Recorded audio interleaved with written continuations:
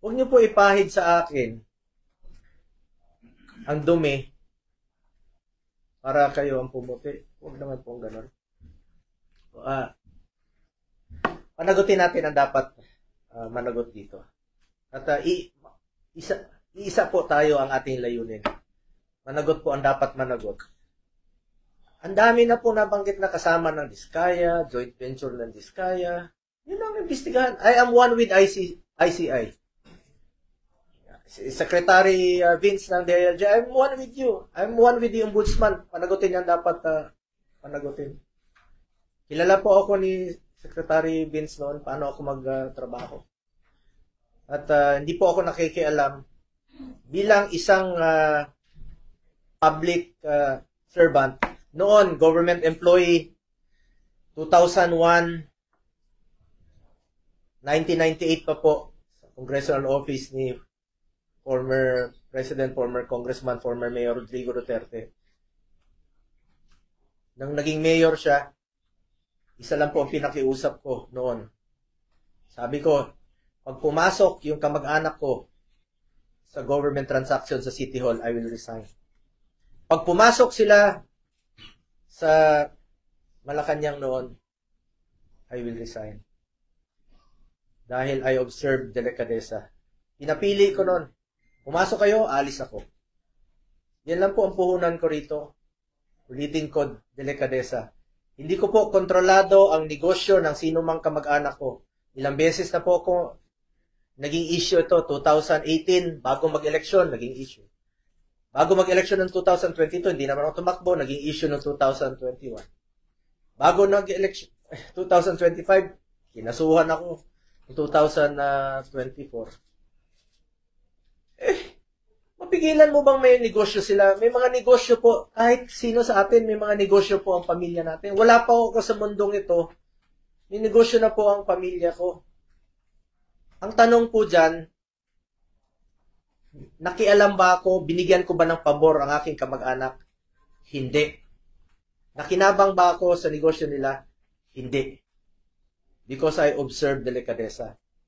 At hindi ko po babaguhin yang aking prinsipyo, yung delikadesa po. Kung may kasalanan sila, hindi ko naman mabigyan ng negosyo. Kung po, anong mga negosyo pinasukan nila, uso po yung name dropping. Kahit sino nun, ilang beses ko nang sinabi rito sa hearing. Pag ginamit yung pangalan namin ni former President Duterte, consider it denied. Kasi marami pong mga nag-name drop, nakakilala, magpa-picture na ganito. Walang katapusan po yan na issue. Habang nandito po kami sa gobyerno, walang katapusang issue po yan na gagawin sa amin. Kaya ako, inunahan ko na lang po. Meron siya nagsasabi na may magpa-file na naman next week ng kaso, katulad nung kinaso last year, kaso against itong sa pamilya ko na naman.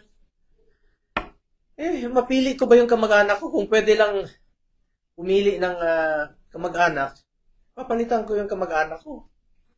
Makapili ba tayo ng kamag-anak? Siguro hindi po titigil ito unless na lang palitan ko yung kamag-anak ko. Or, kunin ng Panginoon yung kamag-anak ko, yung tatay ko.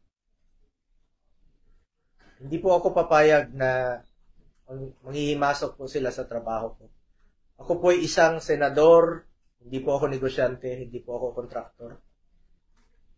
Natrabaho lang po ako para sa Pilipino.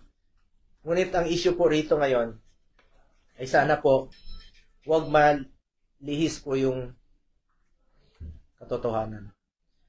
Magulo po yan pag inilihis nila yung katotohanan. Nag-aantay po ang sambayan ng Pilipino.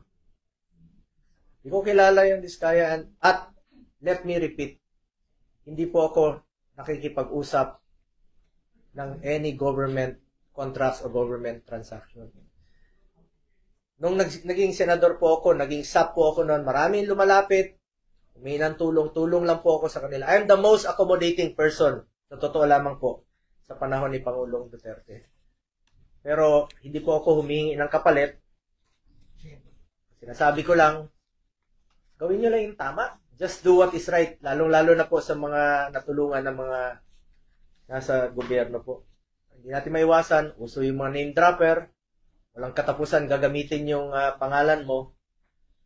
Ulitin ko lang po, kung may pagkakamali o pagkukulang man ang kamag-anak ko, ako na po mismo ang magpapakaso at magpapakulong po sa kanila.